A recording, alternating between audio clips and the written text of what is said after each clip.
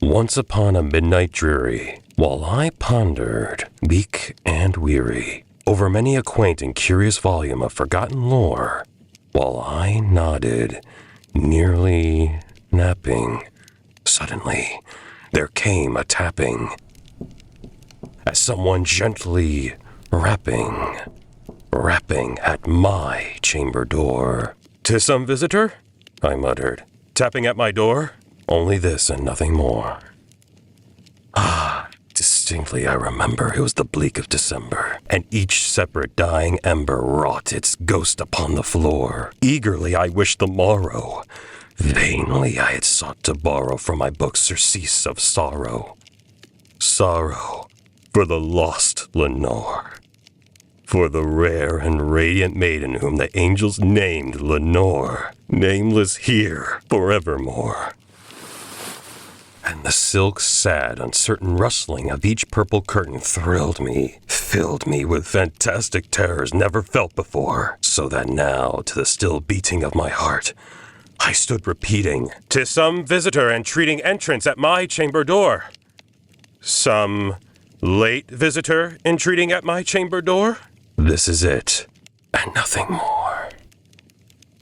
Presently my soul grew stronger, hesitating no longer. "Sir," said I, "or madam, truly your forgiveness I implore. But the fact is I was napping, and so gently you came rapping, and so faintly you came tapping at my chamber door, that I scarce was sure I heard you." Here I opened wide the door. Darkness was there, and nothing more. Deep into that darkness peering, long I stood there wondering, fearing, doubting, dreaming dreams no mortal ever dared to dream before. But the silence was unbroken, and the stillness gave no token, and the only word there spoken was the whispered word, "Lenore." This I whispered, and an echo murmured back the word, "Lenore." Merely this, and nothing more. Back into my chamber turning, my soul within me burning. Soon again I heard a tapping somewhat louder than before. "Surely," said I, "surely that is something at my window lattice. Let me see then what thereat is, and this mystery explore. Let my heart be still, and this mystery explore." 'Tis the wind, and nothing more. Opened here I flung the shutter, when, with many a flirt and flutter, in there stepped a stately raven of the saintly days of yore. Not the least obeisance made he, not a minute stopped or stayed he, but, with mine of lord or lady perched above my chamber door, perched upon a bust of Pallas just above my chamber door, perched and sat, and nothing more.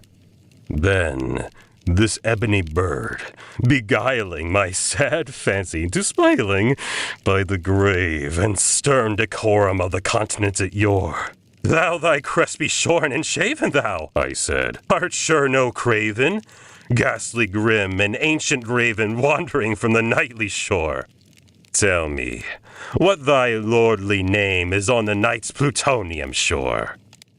Quoth the raven, "Nevermore." Much I marveled this ungainly fowl to hear discourse so plainly, though its answer little meaning, little relevancy bore. For we cannot help agreeing that no living human being ever yet was blessed with seeing bird above his chamber door, bird or beast upon the sculptured bust above his chamber door, with such a name as Nevermore. But then the raven, sitting lonely on the placid bust, spoke only that one word, as if his soul in that one word he did outpour. Nothing farther than he uttered, not a feather then he fluttered, till I scarcely more than muttered, other friends have flown before. On the morrow he will leave me, as my hopes have flown before. Then the bird said, nevermore. Startled at its stillness broken, by reply so aptly spoken.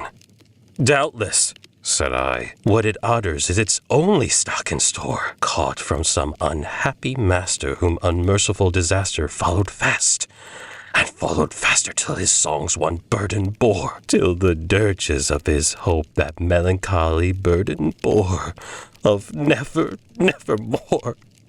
But the raven still beguiling all my fancy into smiling, straight I wheeled a cushioned seat in front of bird, and bust in door, then, upon the velvet sinking, I betook myself to lingering fancy unto fancy, linking what this ominous bird of yore, what this grim, ungainly, ghastly, gaunt, and ominous bird of yore meant in croaking, nevermore.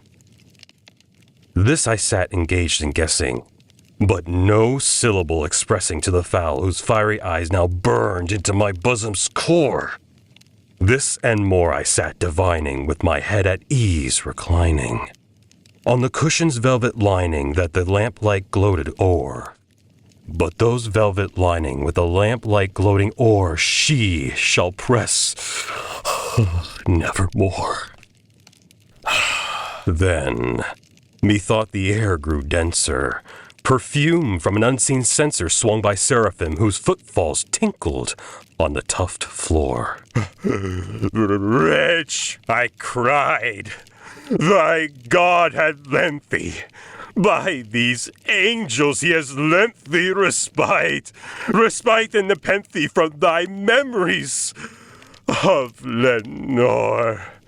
Quaff, oh, quaff this kind nepenthe, and forget this lost Lenore, quoth the raven, nevermore. Oh, prophet, said I, thing of evil, prophet still, if bird or devil, whether tempter sent or whether tempest tossed thee here ashore, desolate yet all undaunted, on this desert land enchanted, on this home by horrors haunted, tell me truly, I implore, is there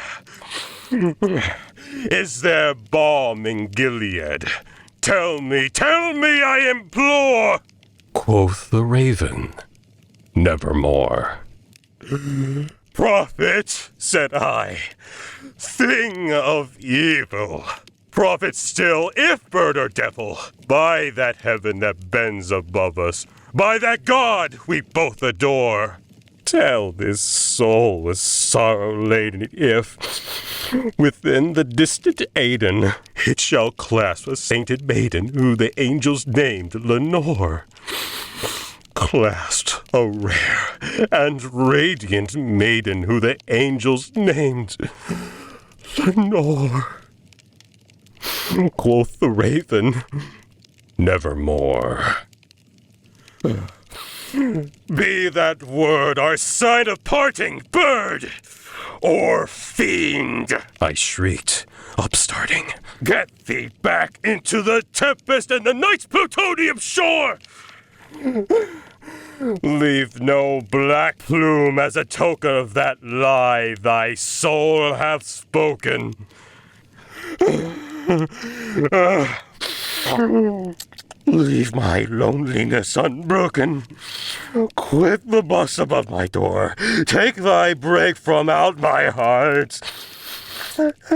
Take thy form from off my door. Quoth the raven, nevermore.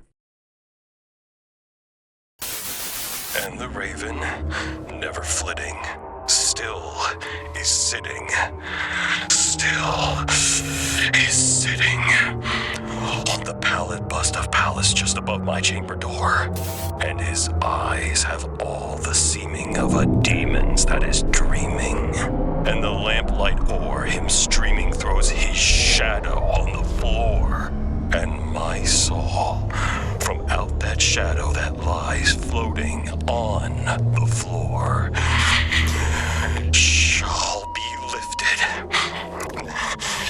nevermore.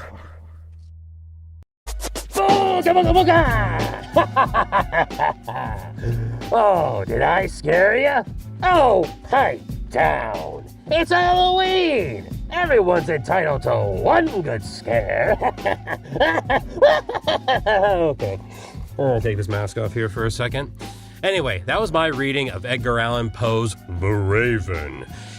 Let me know what you thought in the comment sections, and give me suggestions on what other spooktacular tales you'd like to hear me read, or honestly any other short story or poem that you would like me to bless with my golden voice.